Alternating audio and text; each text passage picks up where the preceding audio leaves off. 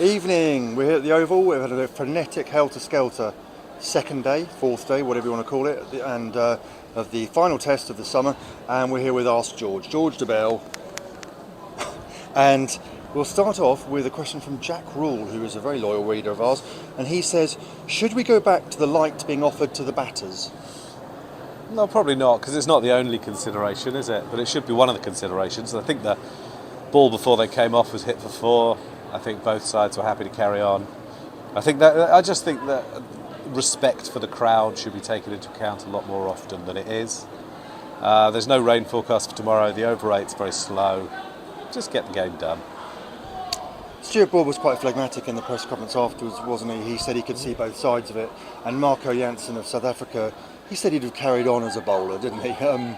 They probably, in their heart, want to go home. He doesn't think it's going to make any difference to the result, but the first day was rained off, wasn't it? So if we have a repeat of that again, then it's going to be a draw. Anyway. But it was forecast to be rained off. Yeah, and the forecast is looking pretty good. Just the whole way through the game, there isn't a lot of respect for spectators written in. And it was very inflexible, and they shouldn't have come off yesterday. Come on, we walked over the pitch yesterday and today after play, and it was fine, wasn't it? If it's dark, though, and somebody gets hit on the head, playing devil's advocate? Well, it wasn't dark. It's a hard ball. Yeah, difficult well, to tell. Never play them. Let's play with the tennis ball. I mean, do you want to take all risk out of the game? I was playing devil's advocate, as I said. Well, no, but let's be logical. Do you want to play with the tennis ball? Because that would be safer. I don't know. Okay. Michael Penhale asks, was Stuart Broad padded up in the role of night watchman? Yeah. Or was he a designated pinch hitter to finish the job? Yeah, night hawk, Both. as they call them. No, he was out to finish the job. You saw the way they were playing, eh? He was brilliant in the press conference, by the way. 16 minutes he spoke for. Always speaks well. And preparing for a lengthy and excellent career in the media, no doubt. Lev, irony message here. Should Test cricket be doing more to prepare cricketers for the longer forms of the game, the 100 and the T20? The question's better than any answer we'll give it. Hello, Lev. But it is true that the game has changed very quickly, very radically. And, something has been lost, definitely. There's no way around it. There's some technique or some graft or whatever. But it's very entertaining now. It always changes. All things considered, I'm not sure it's ever been more entertaining. NASA was talking about the two-day test at Headingley in 2000 when Caddick took 4 wickets and 4 balls. I like good 5-day contests personally, but it's frenetic. It's helpful. I think the variety can be brilliant. I mean, they were 5-day tests, all of them, against New Zealand and India, weren't they? Yeah. So I wouldn't read too much into this. This is the weakest South African batting lineup. I mean, I'm struggling to remember when we had a weaker batting lineup from any country. Was it Bangladesh who came in 2005? Because the Bangladesh who came in 2010, I think, were better than this. Mohammed Ashraf was a good player. Yeah, I think Tamim Iqbal was one of Wisden's cricketers of the year, wasn't he? Yeah. He's on the honours board. This is a pitifully weak South African batting lineup, and the pitches have done a fair bit. 36.2 overs. Same number of overs for each of the first innings. Yeah. Interestingly. I think I was the first to spot that. Simo says, given this game, are those who oppose 4-day tests naive in thinking a 4-day match will move along at the same pace as a 5-day? Well, it depends. They might and they might not. But I think you could do 4-day cricket, actually. But I think it would depend a lot on the wickets. But not everyone has the same tastes. And the fact is that those tests against New Zealand and India were terrifically entertaining. They went to 5 days. So the game would have to pull in the same direction. But don't underestimate how much it's costing the game and broadcasters to have situations like this. Also, don't underestimate how many games or how many events go to somewhere like Cardiff because it's a stadium in the UK with a roof. There's anti-Joshua fighting, for example. So there's all sorts of things that you could do to mitigate against that loss, but obviously they're very expensive. But yeah, you could definitely have 4-day tests. I'm not completely against the idea, but as I say, if you had 4-day tests and incredibly flat wickets, it wouldn't work. I think it's the thin end of the wedge. Chief execs want 4-day tests, and then after that they'll want 3-day tests. Yeah, I think that's a really, really fair point. I'm just saying I'm not completely anti the conversation about it. But I quite like cricket the way it is, and I think it's worked quite well. And, while this series has been played, very, very short games, been characterised by that, you only have to go back a month or so, yeah? And we did have 4 5-day tests in a row, didn't we? Yeah.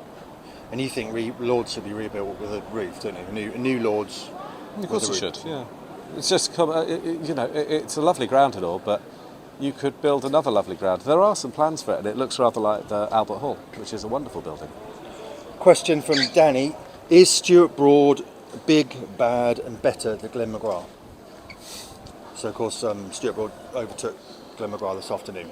Stuart Broad said in his press conference after play that he has never been as good as Glenn McGrath, and he was, incredibly flattered to have gone above him in the table. So, he's a brilliant bowler, but obviously there are bowlers beneath him, Malcolm Marshall and Richard Hadley and other heroes that he had. Oh, that's fine.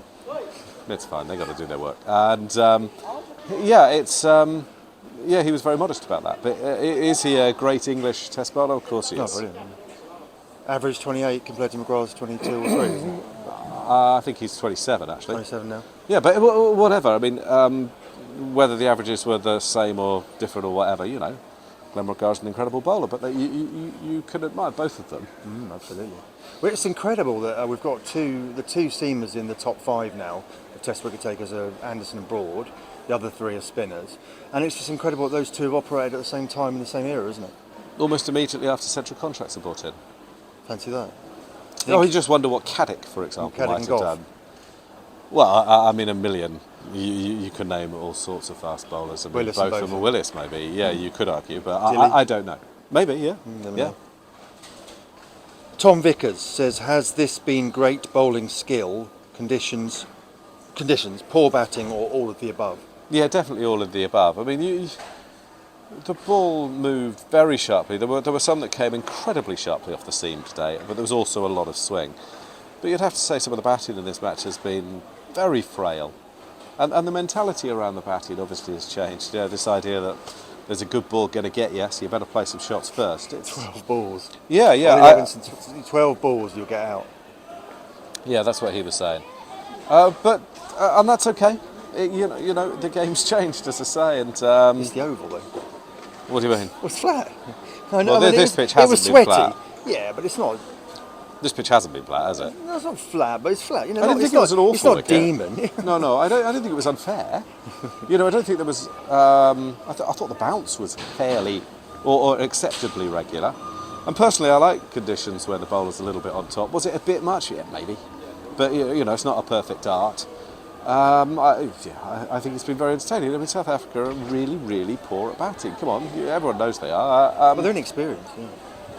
Well, You look at their They're first poor class as well. records. I mean, poor and inexperienced and underexposed and all those things. Yeah. I think Nasser was saying on the telly. Nasser was saying that it was like a April net wicket. Lots of people being hit in the thighs and box and so painful viewing really. Yeah. Right. Final like question. this. No, this is good tonight. I've been. Painful viewing. I've calmed I'm down. just looking from at the timer. Yeah, I need to be within 10 minutes. Uh-huh. Yeah. I've calmed down tonight. I was a bit frenetic, a bit overexcited last night, so I've calmed down today. Lots of feedback on the Turbers and Toppers podcast from idea. Don Topley. Yeah, Don Topley was keen. Not sure we had any other feedback. That's not true. Go on, how many other people were in touch? I heard a couple of people say comments about it. I heard one person nastily say that I loved the camera, which made me upset. Anyway, Joel Edwards says, can you remember a more entertaining summer of Test cricket? I can think of only of the Ashes 2005 that's above it. I reckon I get asked that every year. They're always good, you forget. What about 13 and 15 and what about 19? What about 2004 when England won all 7 matches? Well, that's not since 2005 though, is it? That's Hold on, let me read the question again. my boss. Can you remember when Yeah, he said, can you remember a more entertaining summer of Test cricket? I think they're all brilliant. I can think of only, so I'm right there, okay. But 2004 was good, I thought, and Strauss, run out and Nasser getting his farewell 100. That springs to mind. They're all brilliant. What I would say is it wasn't a vintage winter. And I was very pleased to see Chris Silverwood win with Sri Lanka today, because I thought he wasn't really given a fair chance with the circumstances of what happened. Anyway, you're right in asking the question, though. Has it been a really enjoyable summer? It's been a terrific summer. There were stories about poor crowds at the start of it. Well, it's been packed ever since. It's been a lot of fun. And England, having come into it, having won 1 out of 17, are about to win 6 in the summer for the first time since 2004. It's quite interesting in terms of Andrew Strauss's review as well, isn't it? Do we still need that review? You know, he talks about England having been poor in the last 40 or 50 years. Well, I went through all the ratings today, and since about 2004-05, I don't know that they've had a year when they haven't been as high as number 3 at some stage. Apart from actually from this one, I think they might be number 4 right now, and they've just beaten the sides above them. So, yeah. I think those are High very... performance review or 100 protection review? Well, just get rid of the 100 and you've solved almost every problem in English cricket. The head count of the ECB comes down by 100, which should save lots of more money, and you've got loads of space to play other sorts of cricket. Is it that complicated? I don't think it is, but Don Topley will be chuntering at his screen. Hello, Don. I don't know a few nice others to see who Don might today. WhatsApp me when they see us. Right, we'll see you tomorrow for the final day, I think, will we? Yeah, sure. Yeah, I we will. expect so, yeah. Cheers. Good night.